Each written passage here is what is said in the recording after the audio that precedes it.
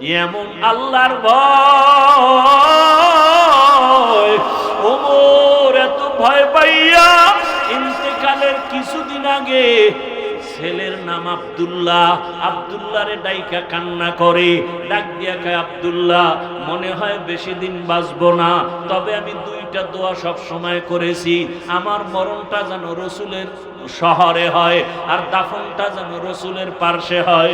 কিন্তু আবু বকরও চলে গেছেন, আমার মায়ার নবীও চলে গেছেন। এখন পার্শ্বে তো আয়েশার রুম, আয়েশা যদি অনুমতি না দেয় আমার উপায় নাই, রসুলের পার্শ্বে যেতে পারবো না, কারণ আয়েশার হুজরা সেখানে তার স্বামী রসুল আছেন, তার বাবা আবু বকর। আয়েশা যদি অনুমতি না দেয় আমি রসুলের পাশে যেতে পারবো না। কিন্তু আমার মনে চায় আমি যেই রসুলের পায়া, যেই রসুলের মোহাম্মদ ছাড়া এক সেকেন্ড আমি বাঁচতে পারতাম না, মায়ার নবীও আমাকে ছাড়া কোথাও যাইতেন না। এক পার্শ্বে আবু বকর আর এক পার্শ্বে আমি ওমর। পরামর্শ আমার ছাড়া ওমর আবু বকর ছাড়া করতেন না। ওই নবীরে ছাড়া আমি কবরে গিয়া থাকবো কিভাবে? আব্দুল্লাহ আমার মনের ব্যথাটা আম্মাজানকে একটু বল। আম্মাজান কি জবাব দেয় আমাকে এসে শোনা। যখন ওমর এই কথা বলি আব্দুল্লাহকে পাঠায়, আব্দুল্লাহ গিয়ে আম্মাজান আয়েশার কাছে যখন বলতেছেন, আম্মাজান শুইনা চিন্তায় পড়ে গেলেন যে এখন তো আমি একটু খোলামেলা চলি, কারণ আমার স্বামী রসুল নিচে আর আমার বাবাজান আবু বকর। ওমর যদি আসে সে তো ভিন পুরুষ, আমার হুজরা আসলে আমি কোথায় যাব, কেমনে চলবো? তখন তো আমার চলাফেরা একটু হিসাব করতে হবে।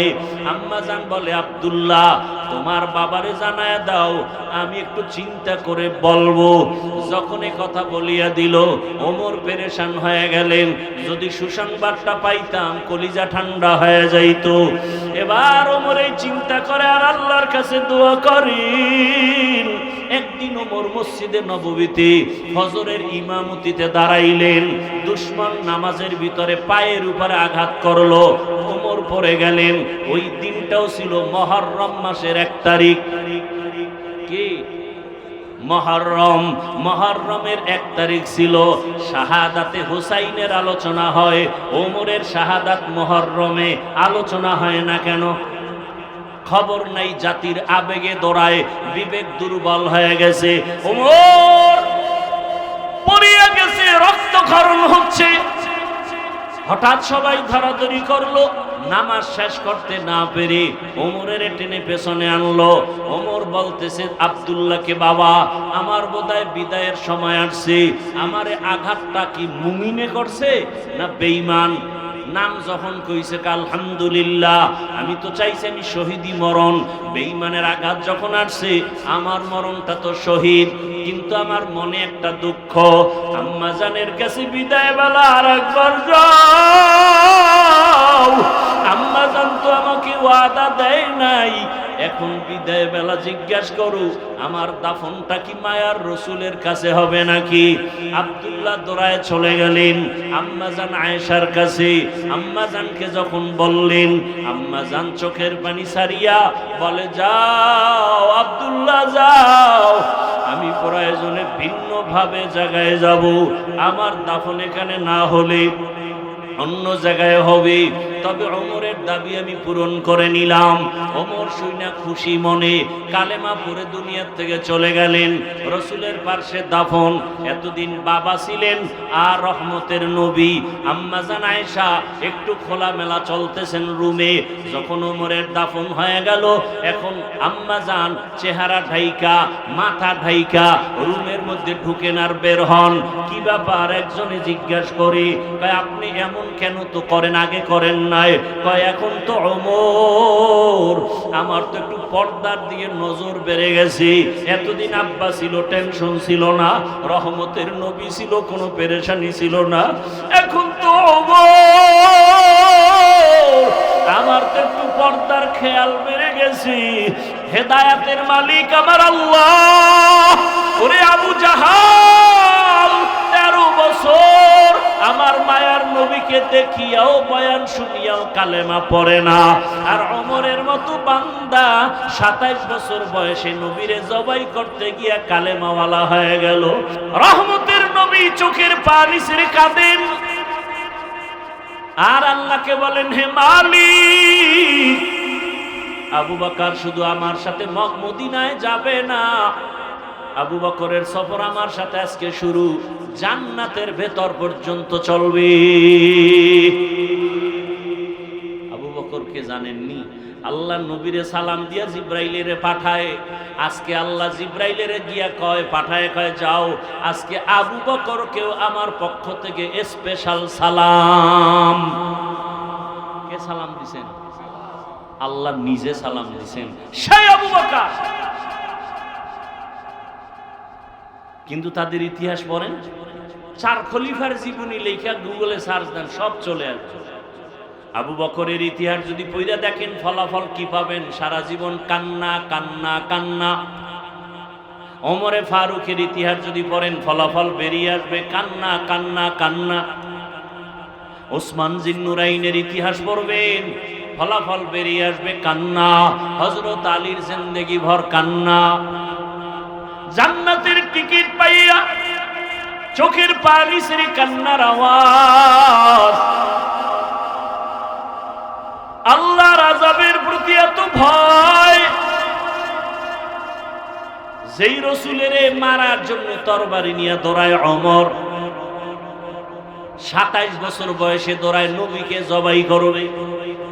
কে?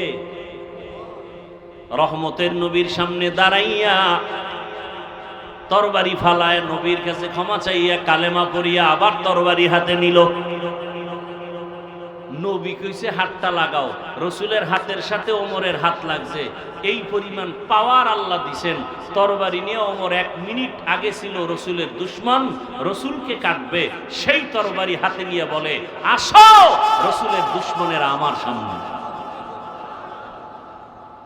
এই বেডারে আল্লাহ কি পাওয়ার দিছে যে এটার নাম শুনলে এখনো শরীরে কম্পন শুরু হয়ে যায়।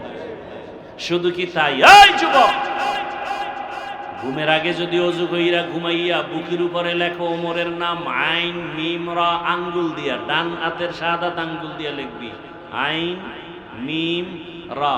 খোদার কসম, স্বপ্ন তো সবে না জীবন।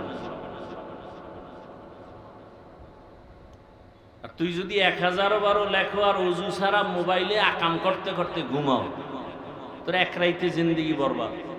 ভালো টিস্যু আনতে পারলেন না কেউ?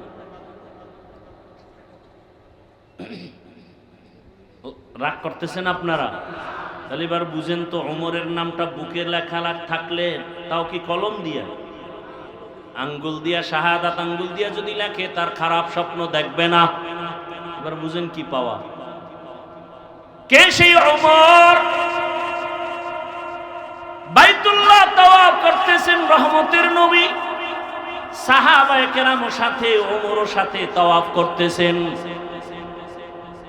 তাওয়াফ শেষ, বাইতুল্লাহ তাওয়াফের পরে 2 রাকাত নামাজ পড়তে হয় ওয়াজিব। নবী পরামর্শে বসলেন, তাওয়াফ হয়ে গেছে, নামাজটা কোথায় পড়ব? নবী বললেই হয়ে যায়, কিন্তু নবী মশওয়ারা করেন। আল্লাহর ওয়ার্ডার, মশওয়ারায় বরকত বেশি। একজন সাহাবী বলেন, আমার মতামত হলো হাতিমে কাবার পার্শ্বে নামাজ আদায় করেন 2 রাকাত। একজনে বলে জমজম কূপের কিনারায়, একজন বলে বাইতুল্লাহর দরজার কিনারায়। ওমর বলেন, আমার মত হলো যেই পাথরের উপরে দাঁড়াইয়া ইব্রাহিম নবী ইসমাইলের দিয়া বাইতুল্লাহ নির্মাণ করছেন, ওই ইব্রাহিম নবীর ব্যবহার করা পাথরটাকে মাকাম ইব্রাহিমী বলে, ওই পাথরের পেছনে নামাজ আদায় করি। পরামর্শ শেষ, নবী সিদ্ধান্ত দেন না, অপেক্ষা আসমান থেকে সিদ্ধান্ত চলে আসবে। জিব্রাইল এসে আয়াত নিয়ে হাজির। জিব্রাইল কয়, আল্লাহ আয়াত দিয়ে বলছেন, ওমর যে মতামত দিছেন আল্লাহ মেনে নিয়েছেন, আপনাকেও মানতে বলেছেন। সেই ওমরের বিরুদ্ধে যদি বর্তমানে কেউ কথা বলে, বিরোধিতা করে, খোদার কসম এর মতো ভণ্ড কেউ নাই, এর মতো বেয়াদব এই জমিনে কেউ নাই। লিকুল্লি শাইইন জিনাতুন ফিল ওয়ারা ওয়াজিনাতুল মারই তামামিল আদাবি আজ খুদা খা হিমে তৌফিক আদব বেআদব মাহরুমে গাশ আজ ফজলে রব। সেই ওমর কেমন পাওয়ারওয়ালা! ওমর এখন যেই পথ দিয়া হেঁটে যায় ওই পথ দিয়া শয়তান পর্যন্ত হাঁটে না। দেখছেন নি শয়তানে ভয় পায় কারে? ওমরের। আমগো বাঙালি এক চালাক্কা শয়তান আমারেও ভয় পায়। কেন? আমি ওর থেকে এই পরিমাণ আকাম জানি যে শয়তানও জানে না। মক্কার মানুষ কত খারাপ! মহিলা পছন্দ করে না, বিধবা পছন্দ করে না, কন্যা সন্তান পছন্দ করে না। বাবায় যদি খবর পায় গর্ভের ভিতরে কন্যা সন্তান আসছে, মাথা গরম। অনেক বাবা দুনিয়াতে আসার পর নিজের কন্যাটার গলা টিপে মেরে ফেলেছে। বহু বাবা লজ্জায় বাজারে যায় না, কন্যা হয়েছে এই লজ্জা। এমন সমাজ, মানুষ এত খারাপ। বিয়া শাদির কোনো ভালাই নাই, জেনা চলতেছে অবাধে। বাচ্চা যদি গর্ভে আসে, এই মেয়ের বাচ্চার বাবা কে হবে দুনিয়ার কেউ বলতে পারে না। কয় মেয়েটার স্বামী কেমনি নির্ধারণ হবে? কয় লটারি ফালাও। এই মেয়েটা কতজনের সাথে জিনা করছে, এদের দাওয়াত দেয়, লাইনে দাঁড় করাইয়া এরপরে চেহারাগুলো দেখে। বাচ্চার মা দেখা যদি বলে এই পুরুষ এই বাচ্চার বাবা, তখন থেকে ওই ব্যক্তি ওই মহিলার স্বামী। বিয়ার সিস্টেম। দুনিয়া রাখাম করবে তাসনিমার মতো। এরপরে তাসনিমা না বলছিল এমবিবিএস ডাক্তার বলে আমি তাসনিমার পেট আমার শরীরের অংশ, আমার পেটে বাচ্চা আমি যেখান থেকে মনে চায় সেখান থেকে নিব। কি আলহামদুলিল্লাহ! যেখান থেকে মনে চায় সেখান থেকে পেটে বাচ্চা কুকুরনিরা নিতে পারে, মানুষ নিতে পারে না। কুকুরনি যেখান থেকে মনে চায় সেখান থেকে বাচ্চা নিতে পারে, এটা পশু। মানুষ নিতে পারে না। মানুষ নিতে গেলে সে মানুষ থাকে না, হায়াওয়ান থেকেও খারাপ। ঘোষণাকার ওয়ালাকাদ জারানা লিজাহান্নামা কাসীরাম মিনাল জিন্নি ওয়াল ইনস লাহুম কুলুবুন লা ইয়াফকাহুনা বিহা ওয়ালাহুম আ'য়ুনুন লা ইউবসিরুনা বিহা ওয়ালাহুম আযানুন লা ইয়াসমাউনা বিহা উলাইকা কাল আনআমি বাল হুম আযাল উলাইকা হুমুল গাফিলুন।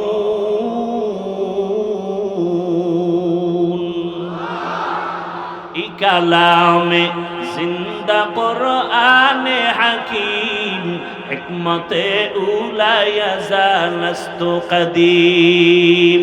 9 পারা সূরা আরাফ। আল্লাহ বলেন অধিকাংশ মানুষ জাহান্নামে যাবে। কম না বেশি? অধিকাংশ মানুষ। কেন? বলে তাদের আমি কলব দিছি ফিকির করবে, করে না। চোখ দিছি দেখার জন্য, দেখে না। কান দিছি শোনার জন্য, শুনে না। তাতে কি করে? কষ্টে লাগায় রাখে। কয় না আমি যা দেখতে বলছি চোখ দিয়ে তা দেখবে, কিন্তু দেখে না। চোখ দিয়া মা বাবা দেখবে, সওয়াব দেখে না। চক্ষু দিয়া কোরআন তেলাওয়াত করবে, তাকায় তাকায় দেখবে, সওয়াব দেখে না। চক্ষু দিয়া আলেম দেখবে, দেখে না। চক্ষু দিয়া আল্লাহ আসমান দিয়ে তাকায় দেখবে, দেখে না। চোখ দিয়া বাইতুল্লাহ তাকায় দেখবে, সওয়াব দেখে না। দেখে? ঘুমায়? কয় না সারা রাত মোবাইল হাতে নিয়া কবিরা গুনাহ দেখে, কবিরা গুনাহ দেখে, কবিরা গুনাহ। কি মিথ্যা বললাম? এরে আমার কলিজার যুবক, কয়দিন আর যৌবনের বাহাদুরি করবি? হ্যাঁ, তোরে বাহাদুরি করার যেই মেয়াদ আল্লাহ দিছেন, মোবাইল দেখে সেই মেয়াদ পর্যন্ত তুই যাইতে পারবি না। কারণ তুই টাইমের আগে যৌবন নষ্ট করে ফেলেছো মোবাইলের গুনাহ করিয়া। কথা ঠিক নেই? অতএব তুই আর বিয়া করিস না, রোজা রাখ। কারণ তুই ঘরে বউ রাখতে পারবি না। আর যেই বউ তোর সাথে কোরআনের ওয়াদা দেয়, মনে করবি ওই বউর ওয়াদাও সঠিক না। তোর সাথে যদি কসম খায় যে তোমার ছাড়া বাঁচবো না, আমি একটারে ধৈর্য বলি তোর যে ওয়াদা দিল মাইয়া কয় নাম্বার সিরিয়াল, ওটা আমি কেমনে কম? আমি বললাম তোর সিরিয়াল যতই, মাইয়ার সিরিয়ালও তত। তুই যদি 2 মাইয়ার চরিত্র নষ্ট করে 3য় মাইয়ার সাথে কোরআনের ওয়াদা করো, ওই মাইয়াও 2 পুরুষের চরিত্র নষ্ট করে 3 নাম্বার তোরে ধরেছে, তোরে রাস্তার ফকির বানায়া জাল মিটাবে, কত ধানে কত চাল। আল্লাহ হেদায়াত দান করুন। মা ছাড়বে, বাপ ছাড়বে, মোবাইল ছাড়বে না। কি আল্লাহ মোবাইলের গুনাহ থেকে হেফাজত করেন। এই মোবাইল কি নষ্ট করে নাই বলো তো? তোমরা তো অনেক দামি মানুষ, বুঝদার মানুষ, আমার জ্ঞান কম। বলো তো মোবাইল কি নষ্ট করেনি? তোমার বডি সব শেষ, চোখের পাওয়ার শেষ, কানের পাওয়ার শেষ, হার্ট দুর্বল, কিডনি দুর্বল, চরিত্র নাই, লেখাপড়া নাই, মা বাবার সাথে আদব নাই, সব বেয়াদবি, সবই মূল কারণ মোবাইল। আল্লাহ হেদায়াত দান করেন। রহমতের নবীর আদর্শে উত্তম, মক্কার চরিত্রহীন মানুষ এত খারাপ, অথচ মক্কা কত দামি ঘর। ইন্না আউয়ালা বাইতিন উযিআ লিন-নাস লাল্লাযী বিবাক্কাতা মুবারাকাও ওয়া হুদা, মুবারাকাও ওয়া হুদান লিল আলামিন।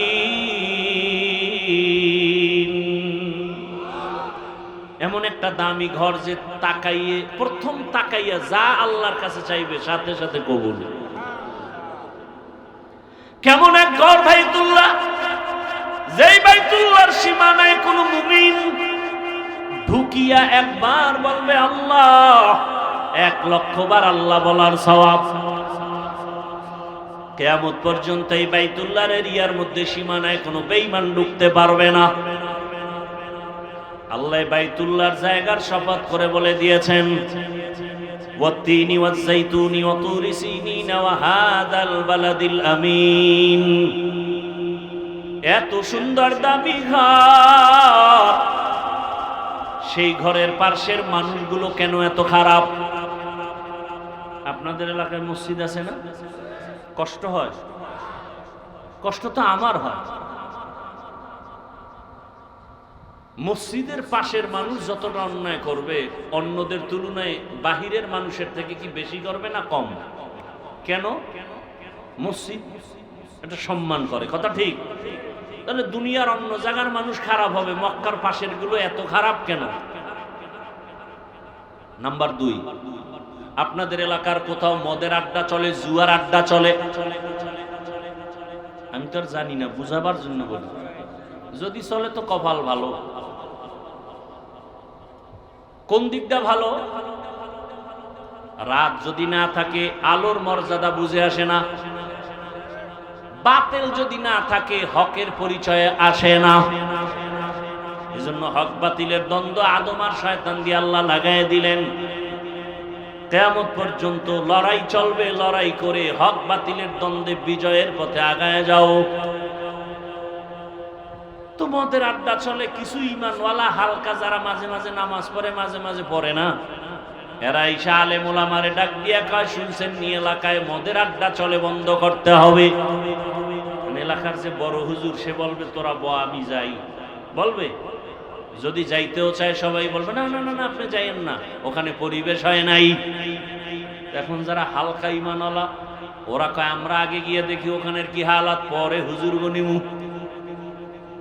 ঠিক তেমনি ভাবে মক্কার মানুষ এত খারাপ, এই খারাপ পরিবেশে স্বাভাবিক কোন মুমিন আসবে, কিন্তু পৃথিবীর শ্রেষ্ঠ রহমতের নবীকে আল্লাহ এত খারাপ মানুষের মাঝে পাঠালেন কেন? প্রশ্ন বুঝেননি? জবাব দিব না, সংক্ষিপ্ত আকারে একটু ইশারাতান বলবো।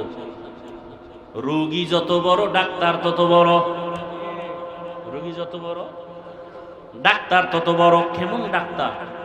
এমন একজন ডাক্তার আমার রহমতের নবী, কিয়ামত পর্যন্ত উম্মতের চিকিৎসার জন্য আর কোনো ডাক্তারের প্রয়োজন হবে না। আর প্রয়োজন কয় তাহলে এত মাযহাব কেন, এত ইমাম কেন, পীর মাশায়েখ কেন, আলেম ওলামা কেন? বলে এগো শুধু কাম হলো রহমতের নবীর প্রেসক্রিপশনটা উম্মতের বুঝায় দিবে, টাইম মতো যেন ঔষধ সেবন করে উম্মত। এরা বুঝায় দিবে 5 বেলার নামাজ পড়ো, আমল নামায় গুনাহ থাকবে না, মা বাবার থেকে দোয়া নাও, শিক্ষকের দোয়া নিয়ে চলো, আলেমের নেক নজর নিয়ে চলো। এরে নবীর উম্মতের দল রহমতের নবী উত্তম আদর্শ নিয়ে যখন আসলেন, আসা মাত্রই পরিবর্তন শুরু হয়ে গেল। আম্মা জান আমেনা বলেন, আমার চোখের সামনে এত আলো দেখলাম যে পারস্যের ওই কেসরার প্রাসাদগুলো আমার সামনে ভেসে উঠল। বহু দূরের প্রাসাদ, 1000 বছরের প্রজ্বলিত আগুন নিভিয়ে গেল। দুনিয়ার বাচ্চারা, মহিলারা বাচ্চা প্রসব করলে রক্ত যায়, কত কষ্ট। আমার রহমতের নবী আসছেন, আমি আমেনা কিছু অনুভব করতে পারি নাই। আমার পেটে ব্যথাও নাই, মাথা ব্যথাও নাই। দুনিয়ার বাচ্চা আসলে খতনা করা অবস্থায় আসে না, আমার বাচ্চা মোহাম্মদ খতনা করা অবস্থায় আসছে। দুনিয়ার বাচ্চা ঈশা কান্দে, আর আমার রহমতের নবী দুনিয়াতে আসা মাত্র আল্লাহর শুকর আদায় করেছেন। রহমতের নবী আসিয়া এখন সবার সাথে মহব্বতের আলোচনা। রহমতের নবী জীবনে একটা মিথ্যা কথা বলেন নাই, একটা গালি দেন নাই। হাজারো গালি নবী শুনছেন, একটা গালির জবাবও দেন নাই। আরো আশ্চর্যের বিষয়, নবী কোনোদিন চোখ দুটো গরম করে কারো দিকে তাকান নাই। নবী যদি গরম চোখে তাকায় ও জায়গায় পুড়িয়ে যাবে, কারণ রসুলের চোখ মোবারকে তো এই পাওয়ার। নবী চোখ গরম করে তাকান নাই। নবীরে গালি দেয়, নবী হাসেন, জবাব তো দূরের কথা। আর এই ব্যবহারে বড় বড় বেঈমান কাফের গুলো কালেমাওয়ালা হয়ে গেল। দেখছেন নি এত খারাপ মানুষ, এখন তারা ভালো, আবার কেমন ভালো। আল্লাহ বলেন, জিবরাইল যাও, রহমতের নবীরে টিকিট দিয়া দাও, স্লিপ দিয়া দাও, লিস্টি আছে, নাম আছে। এই লিস্টির মধ্যে যত নাম আছে এরা বিনা হিসাবে জান্নাতি। জানা থাকলে বলেন তো কয়জনের নাম? প্রথম জন কে বলেন? দ্বিতীয় কে বলেন? বলেন না। তৃতীয়, চতুর্থ, এক একজন কেমন ব্যক্তি। আবু বকরের বয়ান যদি করতে থাকি সারা রাত চলে যাবে। কে সে আবু বকর? আরে আমার কলিজার যুবক, সারা রাত যদি বয়ান করি কি লাভ হবে যদি তোমার আমল সুন্দর না হয়? মা বাবাকে গিয়া যদি আবার খারাপ ভাষায় গালি দাও, তোমার জীবনের কোনো বয়ান কাজে লাগবে না। আমি যে এতক্ষণ বয়ান করতেছি রে বাবা, একবারও কিন্তু বলি নাই আমার মতো টুপি লাগাও। আমি কওমি মাদ্রাসার সন্তান, তোমরা কওমি মাদ্রাসায় যাও। বলছি আমি তাবলিগের লাইনের সন্তান, পীরের মুরিদ, তোমরা পীরের কাছে যাও, তাবলিগে যাও, দেওবন্দে যাও। একবারও বলি নাই স্কুল কলেজের ছাত্র বাবারা স্কুল কলেজ ছেড়ে দাও, একবারও বলি নাই। বরং আজকে দেখছো ফেসবুকের গোলাম হয়ে যারা 24 ঘন্টা পড়ে থাকো, দেখো নাই ঢাকা বিশ্ববিদ্যালয়ে আজকে ডাকসুর নির্বাচনে দেখছো নি রে বাবা, কলেজের ছেলে মেয়েরা প্রমাণ করে দিল এতদিন আমরা যা দেখছি আমরা আসলে ইসলাম চাই। কি চাই? তোমরা কি চাও? এই জন্য অনুরোধ করে রে যুবক, কোন দল বুঝি না, নেতা বুঝি না, ইসলাম যারা নিয়ে আসবে তারা আমাদের বন্ধু। যারা ইসলামের পক্ষে নাই তারা মুমিনের বন্ধু হতে পারে না।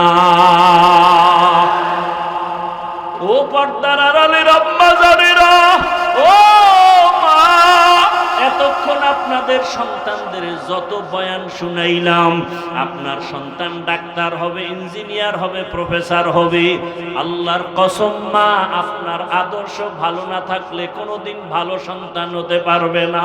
আমি দাবি একটা করেছি, সন্তান যেন বেয়াদব না হয়, তার আচরণে কোনো মা বাপ যেন কষ্ট না পায়। সন্তান ডাক্তার হবে, তবে তার আচরণ যেন খারাপ না হয়, সন্তানের আচরণে আলেম ওলামা যেন কষ্ট না পায়, শিক্ষকেরা যেন কষ্ট না পায়। এমনটা যদি সন্তান ইঞ্জিনিয়ার হতে হয়, এমন ভাবে আদবওয়ালা ডাক্তার যদি হতে হয়, মায়ের আদর্শ ভালো না হলে সম্ভব না।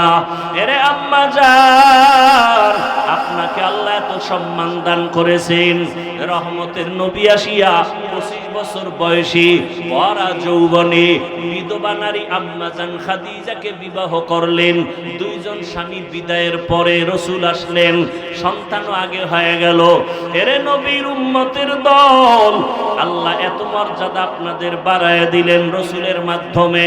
এরে আম্মা জান, আপনারা নবীদের মায়ের মতো এত দামি, সাহাবায়ে কেরামদের মায়ের মতো আপনারা, আম্মা জান আয়েশার মতোই নারী, ফাতেমা রাদিয়াল্লাহু আনহার মতো নারী, আপনারা তো আলেম ওলামা হাফেজে কোরআনের মায়ের মতোই দামি।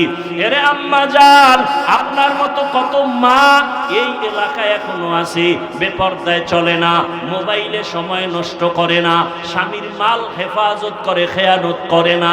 আম্মা জানেরা, আপনারা কেন পারবেন না? মনে কি চায় না একটা ভালো বাপ সন্তানের মা হবেন, ভালো আদর্শমান ইঞ্জিনিয়ার সন্তানের মা হবেন, একজন ভালো সন্তানের মা হইয়া অন্ধকার কবরে যাবেন, আপনার স্বামীর নেক দোয়া নিয়ে কবরে যাবেন, আপনার ব্যাপারে কেউ যেন খারাপ বলতে না পারে যে মহিলাটা স্বামীর সাথে ভালো আচরণ করে নাই, মহিলাটা মোবাইলে সময় নষ্ট করেছে, এমন কথা যেন বলতে না পারে। মনটাকে বুঝাইয়া একটু তওবা কি করতে পারবেন না? মনের বুঝায় বলবেন, রে মন, আমার স্বামীর মাল আমি হেফাজত করব, স্বামী চলিয়া গেলে সম্পদ তো আমারই হবে।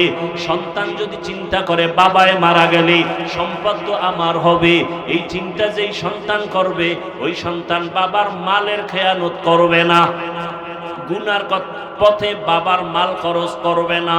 ও যুবক বাবারা, তোমার মতো যুবক তাকায় দেখো, স্কুলে পড়ে, কলেজে পড়ে, চাকরি করে, ব্যবসা করে, র্যাব, আর্মি, পুলিশ, বিডিআরের চাকরি করে, 5 ওয়াক্ত নামাজি, তুমি কেন পারো না?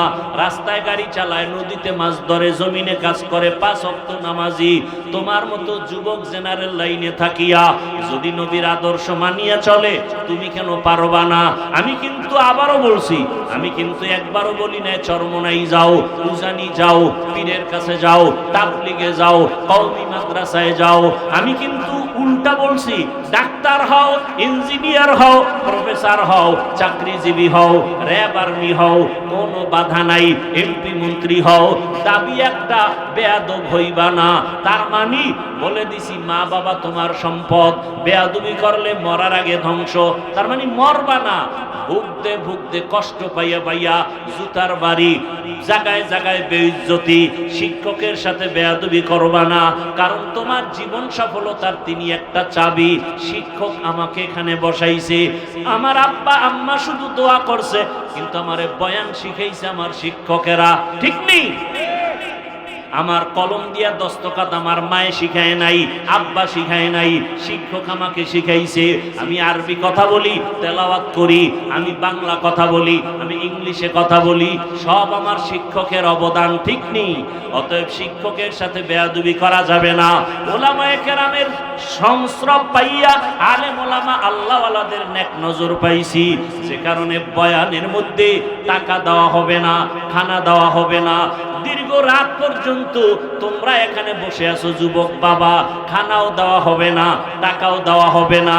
এরপরও কেন বসে আছো? আমি হাফিজুর রহমানের তো কোনো এলেম নাই, কোনো আমল নাই, কোনো ডিগ্রি নাই, বাবা বড় কষ্ট করে লেখাপড়া করছি, এরপরও তোমরা কেন বসে আছো জানি না। আমার মনে হয় আল্লাহর খাস ওলিদের ডাক দোয়া, আল্লাহওয়ালাদের নেক নজর যত লাগবে, কথার মধ্যে মায়া বাড়বে, আকর্ষণ বাড়বে আর কিছুই না। ও আল্লাহর বান্দা, জান্নাতের বয়ান শুধু বলছি, দেখাইতে পারি নাই। জাহান্নামের বয়ান শুনাইছি, হাতে ধইরা দেখাইতে পারি নাই। এই হাওয়ার উপরে কথাগুলো শুই না, কেমন যেন তোমার এখন আর মন খারাপ হয়ে গেছে। আরে আমি কি জাহান্নামী হয়ে গেলাম নাকি? না, আমি এত বছর কত নামাজ ছাড়লাম, মোবাইলে কত গুনাহ করলাম, রাতভর মোবাইলে গুনাহ করেছি, এখন কি আমি জাহান্নামী হয়ে গেলাম? কেমন যেন অনেকের অন্তরে বাড়ি লাগছে। না, আর গুনাহ করব না, নামাজ ছাড়ব না, মা বাবার সাথে বেয়াদবি করব না, শিক্ষকের সাথে বেয়াদবি করব না, ওলামায়ে কেরামের দোয়া নিয়া নবীজির আদর্শ মেনে চলব। এই রকম মন অনেকের তৈরি হতে চলছে, মনের মধ্যে ধাক্কা লেগে গেছে। ও বাবারা, আমি শুধু দোয়ার জন্যই বলতেছি, আমার কিছু চাওয়া পাওয়া নাই। ও আল্লাহর বান্দা, কলিজার যুবক, বৃদ্ধ বাবাজিরা, পর্দার আড়ালের মা বোনেরা, এখনো সময় আছে, তওবা করো। মদিনার নবীর আদর্শের মালা গলায় লাগাও, 5 ওয়াক্ত নামাজ পড়ো, মা বাবার দোয়া নাও, আল্লাহর কাছে মনে মনে তওবা করো। কাউকে শোনানো দরকার নাই, মনে মনে বলো আল্লাহকে, হে আল্লাহ, জীবনে কত দাড়ি কাটলাম, নামাজ ছাড়লাম, বেপরদায় চললাম, পার্কে পার্কে ঘুরলাম, সিনেমা হলে গেলাম, কত চরিত্র নষ্ট করলাম। আজকে থেকে তওবার নিয়ত করলাম, আর গুনাহ করব না, আর বেয়াদবি করব না, স্কুলে পড়লেও আর নামাজ ছাড়ব না, ডাক্তার হব, নামাজ ছাড়ব না, ইঞ্জিনিয়ার হব, নামাজ ছাড়ব না। আল্লাহর মোহাব্বত নিয়া ওমরের মতো যদি মেজাজ নিয়ে বসো, গুনাহ অবস্থায় তওবা যদি করতে পারো, মুনাফিকি যদি না থাকে, জীবনে তোমার আমার মতো যুবক যদি স্কুল কলেজে জেনারেল লাইনে থাকিয়া নবীর আদর্শ মতে নামাজ পড়ে, আমি তুমি কেন পারবো না? জটিল দুটো সমস্যা, এই সমাধানে আসতে সময় লাগছে। সোমবার, মঙ্গলবার, বুধবার সারাদিন, রাতের তাহাজ্জুদে দাফন, ওই 2 সমস্যার সমাধান পাওয়ার পরে 2 সমস্যার একটার সমাধান দিলেন তদানীন্তন সময়ে রসুলের প্রিয় একজন ব্যক্তি পুরুষ, আর একটার সমাধান দিলেন রসুলের সহধর্মিনী উম্মাহাতুল মুমিনিন আম্মা জান আয়েশা রাদিয়াল্লাহু আনহা। পুরুষ হিসাবে যিনি আর একটার সমাধান দিলেন, তিনি হলেন জান্নাতের প্রথম বাসিন্দা। কে? আবু বকর সিদ্দিক রাদিয়াল্লাহু তাআলা। এবং এখানে এই পয়েন্টটাও মনে রাখবেন, আমি বলবো না বিস্তারিত, শুধু এতটুকু পয়েন্ট বলি। রসুল যে ভবিষ্যৎবাণী করেছেন, আমার পরে উম্মতের মাঝে ইখতিলাফ হবে, আর 72 দল হবে জাহান্নামী, 1 দল হবে জান্নাতি। সেই 72 দলের সূত্রপাত হয়েছে রসুলের ইন্তেকাল থেকে দাফনের আগেই, ফাঁকে সময় 73 দল তৈরি হয়ে গেছে। 73 দলের মূল যারা, এরা তৈরি হয়ে গেছে রসুলের ইন্তেকাল থেকে দাফনের আগ মুহূর্তে। বিস্তারিত আলোচনা এখানে আর করার সময় নেই। এবার রসুল কবে আসলেন, কেন এবং দিন কত তারিখ, এগুলো নিয়ে মুমিনের জানার তেমন কোনো মজবুত বিষয় না। মুমিনের এখান থেকে জানার বিষয় কি, নবী কি নিয়ে আসলেন আর আমাদের উম্মতের কি দিয়ে চলে গেলেন, এটা হলো আসল বিষয়। তবে এখানে আরেকটু কথা আমি বলে রাখি, আমরা সবাই জানি রসুলের আগমন, কিন্তু রবিউল আউয়ালে ইসলামের জন্য আরো মহা সুসংবাদ। কি? ভেলাদাতুন নবী সাল্লাল্লাহু আলাইহি ওয়াসাল্লাম। রবিউল আউয়ালে শুধু রসুলের ভেলাদাত না, রসুলকে যে রিসালাত দেওয়া হলো, কিতাব দেওয়া হলো, তাও রবিউল আউয়াল ছিল। রসুল বেঈমানের তাড়নায় পড়ে জন্মভূমি ত্যাগ করে ইসলামের ইতিহাসে এক বড় পাওয়ারফুল মুসলমানের সুসংবাদ, কষ্টের মাঝেও শান্তি, তা হলো মক্কা থেকে মদিনাতুল মুনাওয়ারার হিজরত। সে হিজরত হয়েছে রবিউল আউয়ালে। রসুলের ভেলাদাত রবিউল আউয়াল, রসুলের রিসালাত রবিউল আউয়াল, রসুলের হিজরত রবিউল আউয়াল, রসুলের রেহলাত বা ওয়াফাত রবিউল আউয়াল। কয়টা জিনিস পাইলাম? কথা বলতে হবে। চারটে জিনিস পাইছি রবিউল আউয়ালে: বেলাদাত, রেসালাত, হিজরত, ওয়াফাত বা রেহলাত। রসুলের আগমনে কি পেয়েছি, বেলাদাতে কি পেয়েছি। সমস্ত উলামায়ে কেরাম লিখেছেন রসুলের মিলাদ যাকে বলি, বেলাদাত বলি, দুনিয়াতে আসছেন রসুলের আশাতে এ দুনিয়াবাসী, মক্কাবাসী মুমিনরা পেয়েছি আজাদিয়াত, অর্থাৎ মুক্ত স্বাধীনতা। বিস্তারিত বলতে গেলে অনেক সময় আবুল আহাব তার দাসীকে মুক্ত করে দিল, পারস্যের অগ্নি নিভে গেল, জুলুম বন্ধ হয়ে গেল, মানুষ স্বাধীনতা লাভ করলো। রেসালাতের দ্বারা পেয়েছি শরিয়াত, অর্থাৎ জীবনকে গড়ার এক মূল থিম। হিজরতের দ্বারা পেয়েছি মদদ, নুসরত, আল্লাহর সাহায্য। বদরের যুদ্ধ, উহুদের যুদ্ধ, খন্দকের যুদ্ধ, যুদ্ধের মাঝে আল্লাহ ডাইরেক্ট সাহায্য করেছেন। মুসলমান বাড়ি করার সুযোগ পেয়েছে, ঘর করার সুযোগ পেয়েছে, ওপেন নামাজ আদায় করেছেন, দাওয়াতের কাজ শুরু হয়ে গেছে, গনিমতের মাল পেয়েছেন, নিজেরা মোটামুটি একটু স্বাচ্ছন্দ্যে জীবন যাপন করার সুযোগ পেয়েছেন। তাহলে হিজরতের দ্বারা নুসরাত বা আল্লাহর মদদ, সফলতার জীবন। আর রসুল চলে যাওয়ার পরে আমরা কি হাদিয়া পেয়েছি? আমরা রসুলের ইন্তেকাল বা ওয়াফাত বা রেহলাতে পেয়েছি নিজামে খেলাফত, অর্থাৎ একজন বক্তা, একজন মসজিদের ইমাম, একজন রাষ্ট্রের ইমাম না থাকলে সেখানে কি করতে হবে, পরবর্তী খলিফা কিভাবে নিযুক্ত করতে হবে, আল্লাহর রসুলের ইন্তেকালে আমরা সেই খেলাফতের নিয়ম নীতি পেয়েছি। কিভাবে খলিফা নির্দিষ্ট করতে হবে, ইমাম বানাতে হবে। যে আব্রাহাম লিঙ্কনের আদর্শ না মাও সেতুনের আদর্শ না লেনিনের আদর্শ, এখানে আদর্শ হবে রহমাতুল্লিল আলামিনের আদর্শ। রসুলের ইন্তেকাল হয়ে গেল, উম্মতের জন্য মাপকাঠি চলে আসলো খেলাফতে রাশেদা, খুলাফায়ে রাশিদিন। নবী বলে গেলেন, আলাইকুম বিসুন্নতি ওয়া সুন্নাতিল খুলাফাইর রাশিদিন আল মাহদিয়িন, আমার সুন্নতের আঁকড়ায় ধরো, আমার খুলাফায়ে রাশিদিনের আদর্শ বা সুন্নতকে আঁকড়ায় ধরো। যদি ধরতে পারো দুনিয়ায় বাদশা, আখিরাতেও বাদশা। খুলাফায়ে রাশিদিন আবু বকর, ওমর, ওসমান, আলী, নবীর আদর্শকে সুন্নত শব্দ বলেছেন।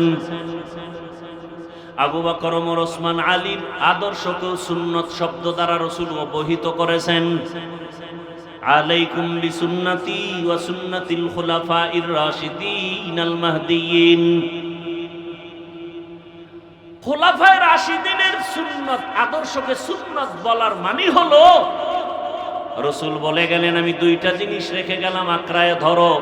তারাকতু ফীকুম আমরাইন লান তাদিল্লু মা তামাসসাকতুম বিহিমা, কিতাবাল্লাহ ওয়া সুন্নাত রাসূলি।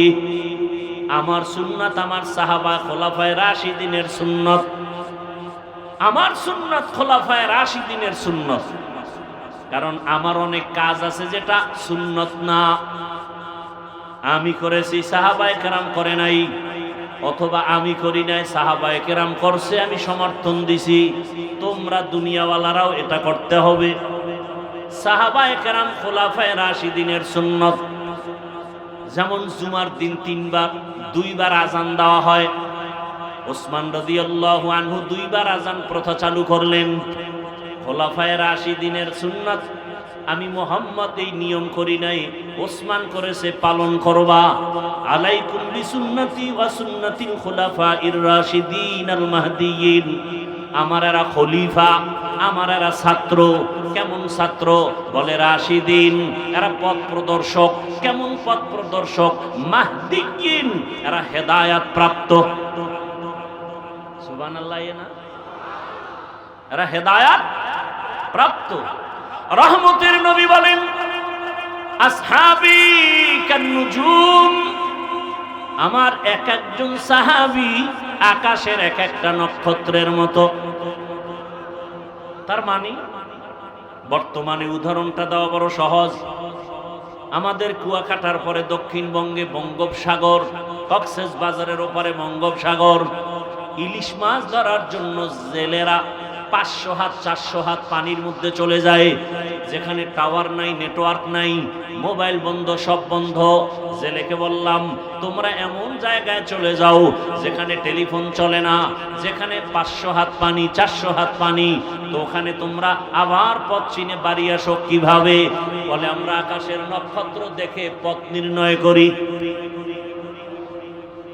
আরবের প্রথা ছিল আকাশের নক্ষত্র দেখে ভাগ্য পরিবর্তন করত, ভাগ্য নির্ণয় করত।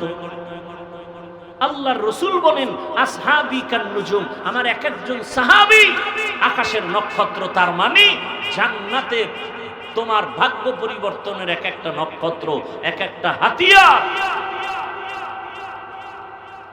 যেমন একটু আগে আপনাদেরকে 3 বার বলাইছি, তসবিহ হাতে নিয়ে আমল করা সুন্নতে ভুলে গেছে 1 মিনিটে। তসবিহ হাতে নিয়ে আমল করা সুন্নতে সাহাবা। যদি সাহাবারা আমলটা না করতেন আমরা দলিল কই পেতাম? আবু হুরায়রা বলেন, আমি সুতা বানাইয়া, গিরা লাগাইয়া, এরপরে তসবিহ বানাইয়া সুন্নফল আমল করতাম। অন্য বর্ণনায় আছে যে পাথর দিয়ে তসবিহ বানাইয়া আমল করছেন। এজন্য বললাম তসবিহ হাতে নিয়া আমল করা সুন্নতে সাহাবা। বলার দায়িত্ব আমার, মানবেন কিনা সে দায়িত্ব আপনার। হেদায়েতের মালিক কে? মান ইয়াহদিল্লাহু ফাহুয়াল মুহতাদ ওয়া মান ইউদ্লিল ফালান তাজিদ লাহু ওয়ালিয়াম মুরশিদা। আল্লাহ তাআলা বলেন, আমি যাকে হেদায়েত দিব সে হেদায়েত পেয়ে যাবে, আর যার কপাল খারাপ হেদায়েত পাবে দূরের কথা, হেদায়েত পাওয়ার মতো কোনো মুর্শিদও পাবে না। আরবি কোরআনের শব্দ মুর্শিদ। এই মোবাইলে আকাম জীবন তো কম করলি না, ভালো ভালো কিছু কাজও মাঝে মাঝে কর। মোবাইলে ডাউনলোড কর বাংলা কোরআন লিখিয়া, 30 পারা কোরআন চলে আসবে। এরপরে সূরাগুলোর মাঝে মাঝে তরজমা পড়ো বাংলায়, দেখবা মাঝে মাঝে অন্তরে ধাক্কা লাগবে, গুনার ভয় চলে আসবে। মুর্শিদ শব্দের অর্থ হলো পথ দেখানেওয়ালা, পথ প্রদর্শক। হেদায়েত শুধু কিতাব দিয়ে কেউ পাবে না। যারা শুধু কিতাব দিয়ে হেদায়েত খুঁজবে, খোদার কসম, খাসারাত দুনিয়া ওয়াল আখিরা, এরা দুনিয়াতেও ধ্বংস, আখিরাতেও ধ্বংস। আবার যারা কিতাবাদি বাদ দিয়ে শুধু ব্যক্তির গোলামি করবে, এরাও ধ্বংস। আমগো সমাজে দোনো দল আছে। এক দল বলে কোনো ব্যক্তি লাগবে না, শুধু কিতাব মানি। হ্যাঁ, এরা ধ্বংসের পথে চলে গেছে। আর এক দল বলে কিতাবও বুঝি না, আব্বাও বুঝি না, আমিও বুঝি না, কোনো কিতাব দরকার নাই, আমি পীরের কাছে গেছি, পীর আমাকে জাহান্নামে নিলে আমিও যাব। এরাও পথভ্রষ্ট। আর যারা বলবে না আমরা ইমামও মানি, কিতাবও মানি, কোরআন মানি, হাদিস মানি, ইমাম আবু হানিফাও মানি, ইমাম বুখারীকেও মানি, কতক্ষণ ইমাম আবু হানিফারে মানি, ইমাম বুখারীকে মানি কতক্ষণ? ইমাম আবু হানিফার কথা, ইমাম বুখারীর কথা কোরআন হাদিস অনুযায়ী হবে যতক্ষণ। কোনো ঝামেলা আছে? আল্লাহ হেদায়েত দান করুন। জিন্দেগি মে बंदगी तू करना है,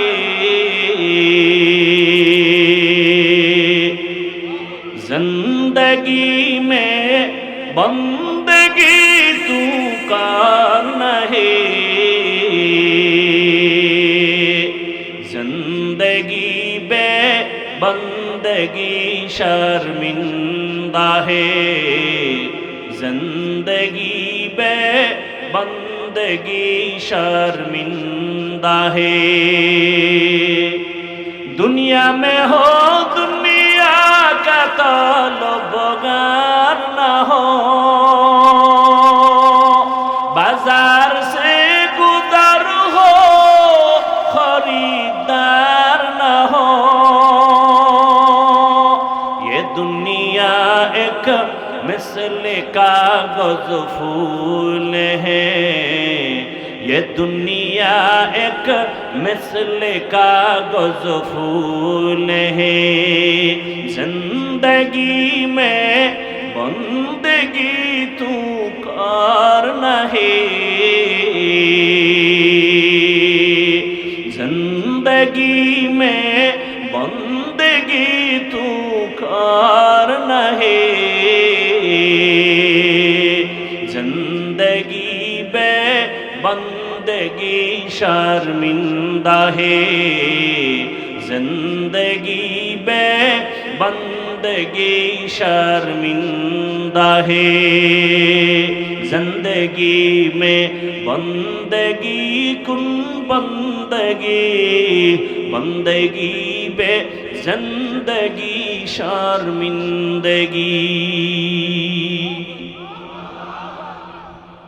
रहमतेर नबी रबिउल আউয়ালে আসলেন কি নিয়ে আসলেন আল্লাহ নিজেই বলেন রহমতের নবী উম্মতের জন্য উত্তম আদর্শ নিয়ে আসছেন কি নিয়ে আসছেন এই জবান খুলেন ঘুম আসতেছে আপনাদের ক্ষুধা লাগছে আল্লাহ সবাইকে কবুল করেন আরো জোরে বলেন রবিউল আউয়াল শুধু কি রাসূলের জন্মের আলোচনা রিসালাতের আলোচনা রবিউল আউয়াল শরীয়ত রিসালাত দ্বারা পেয়েছি শরীয়ত হিজরতের আলোচনা রবিউল আউয়ালের আলোচনা রহমতের নবী উত্তম আদর্শ নিয়ে আগমন করেছেন কেমন উত্তম জমিনের মধ্যে যত আদর্শ আছে নবীর আদর্শ ছাড়া আরো বহু আদর্শর বাজার জাত হয়েছে গণতন্ত্রের এক আদর্শ আব্রাহাম লিঙ্কনের মাও সেতুনের আদর্শ লেনিনের আদর্শ কার্ল মার্ক্সের আদর্শ পেলেটের আদর্শ এক কথায় দুনিয়ার সব আদর্শগুলো নাপাক একমাত্র মদিনাওয়ালা রসুলের আদর্শই হলো পাক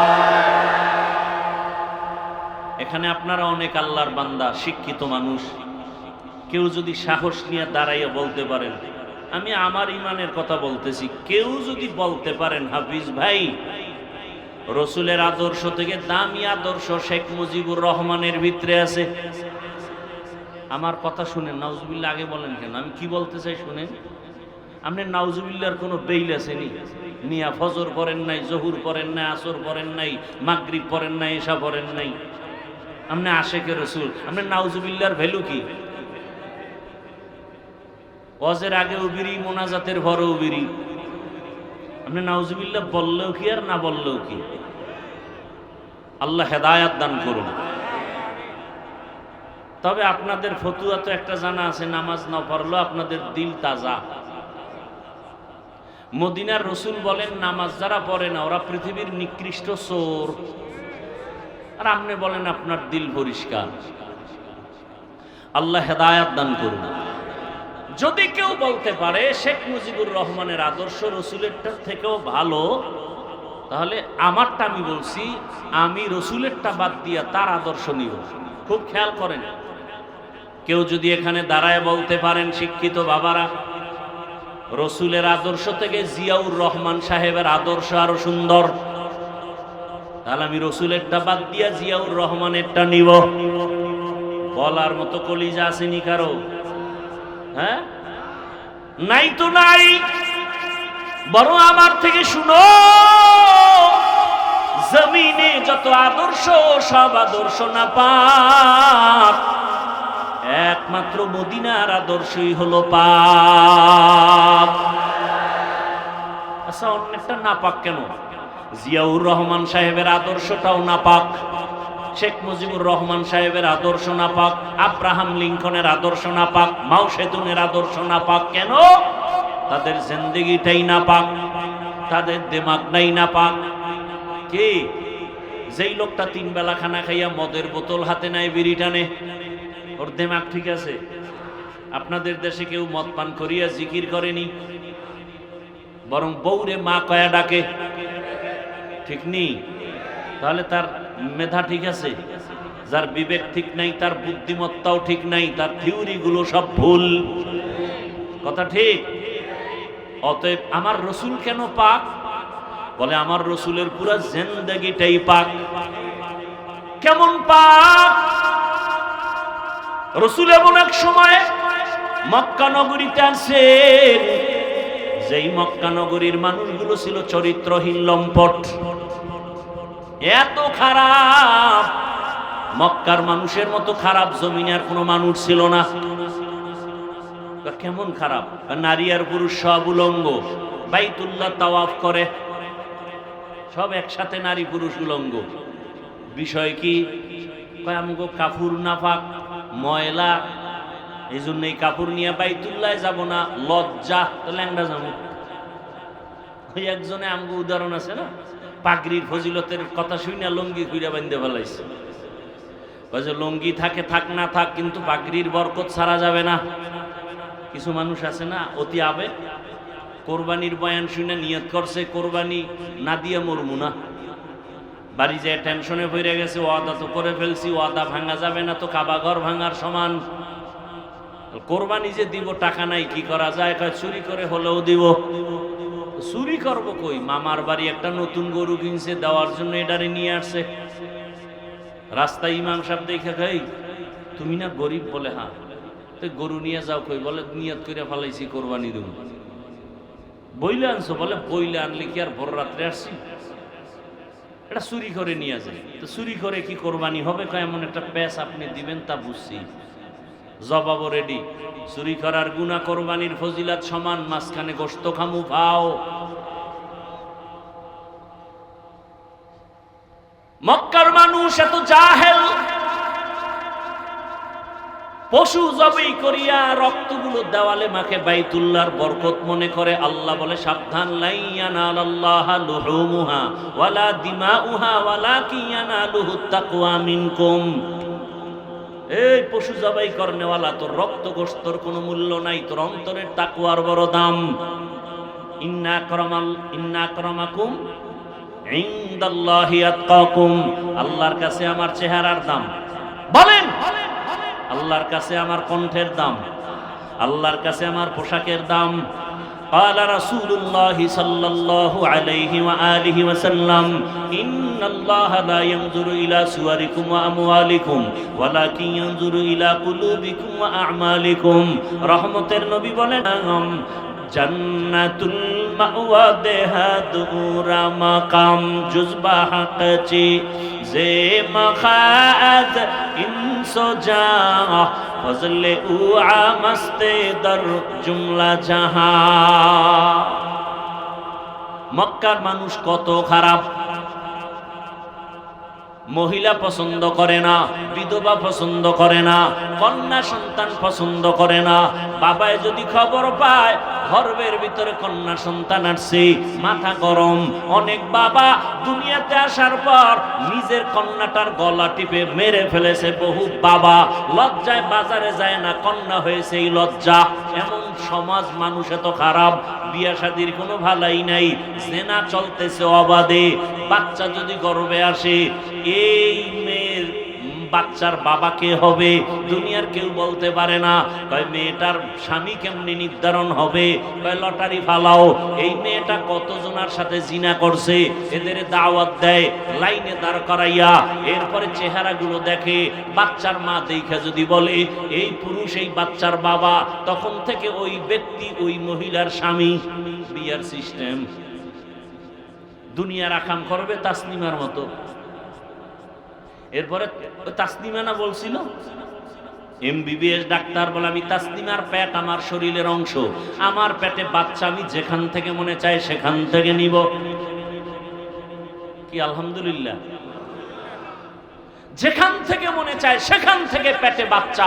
কুকুর নিরা নিতে পারে, মানুষ নিতে পারে না। কুকুর নি যেখান থেকে মনে চায় সেখান থেকে বাচ্চা নিতে পারে, এটা পশু। মানুষ নিতে পারে না। মানুষ নিতে গেলে সে মানুষ থাকে না, হায়াওয়ান থেকেও খারাপ। ঘোষণাকার, ওয়ালাকাদ যারানা লিজাহান্নামা কাসীরাম মিনাল জিন্নি ওয়াল ইনস। লাহুম কুলুবুন লা ইয়াফকাহুনা বিহা ওয়ালাহুম আ'য়ুনুন লা ইউবসিরুনা বিহা ওয়ালাহুম আযানুন লা ইয়াসমাউনা বিহা উলাইকা কাল আনআমি বাল হুম আযাল উলাইকা হুমুল গাফিলুন।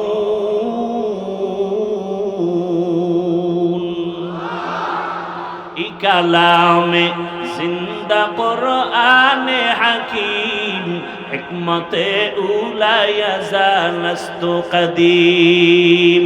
9 পারা সূরা আরাফ। আল্লাহ বলেন অধিকাংশ মানুষ জাহান্নামে যাবে। কম না বেশি? অধিকাংশ মানুষ। কেন? বলে তাদের আমি কলব দিছি ফিকির করবে, করে না। চোখ দিছি দেখার জন্য, দেখে না। কান দিছি শোনার জন্য, শুনে না। তাতে কি করে? কষ্টে লাগায় রাখে, কয় না আমি যা দেখতে বলছি চোখ দিয়ে তা দেখবে, কিন্তু দেখে না। চোখ দিয়া মা বাবা দেখবে, সওয়াব দেখে না।